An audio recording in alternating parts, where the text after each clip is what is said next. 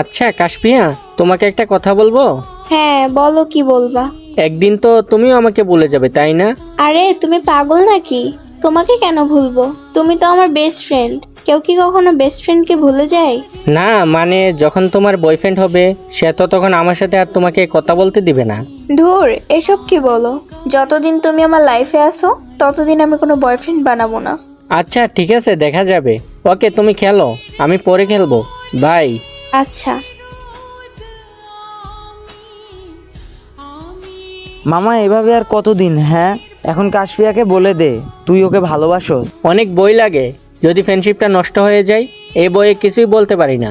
এখন না বললে পরে পস্তাবি যখন কাশফিয়া অন্য কারো হয়ে যাবে, তাই আগে ভাগেই বলে দে। আচ্ছা ঠিক আছে মামা, আজকে সাহস করে কাশপিয়াকে সব বলবো। আরে কাশপিয়া জয়েন দিতেছে, দাঁড়া ওর একটা নেই। আরে কাশপিয়া, তুমি এই সময় গেমে কি করো? আচ্ছা যাই হোক, আসছো ভালোই হয়েছে। তোমার সাথে আমার কিছু পার্সোনাল কথা আছে। আমি তোমাকে একটা কথা বলার জন্য আসলাম।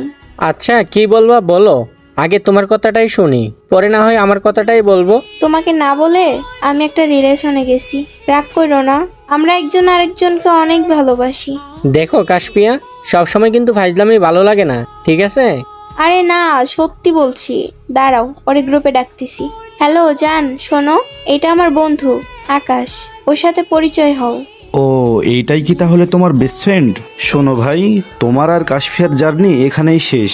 এখন থেকে আমি ওর খেয়াল রাখবো, আর আজকের পর থেকে ওর সাথে যোগাযোগ করার চেষ্টাও করবে না। আরে সাব্বির, এভাবে কেন বলতেছো? আর আকাশ, তোমার যখন হেল্প লাগবে আমারে বইলো, কিন্তু এখন আর আগের মতো তোমাকে সময় দিতে পারবো না। আরে তেমন কোনো সমস্যা নেই, আমি চাই তুমি যেখানেই থাকো সবসময় সুখে থাকো। আচ্ছা ঠিক আছে, তোমরা থাকো, আমি গেলাম। শেষ পর্যন্ত বুঝলাম, কিছু মানুষ শুধু গল্পের মতোই জীবনে থাকে, কিন্তু কপালে থাকে না।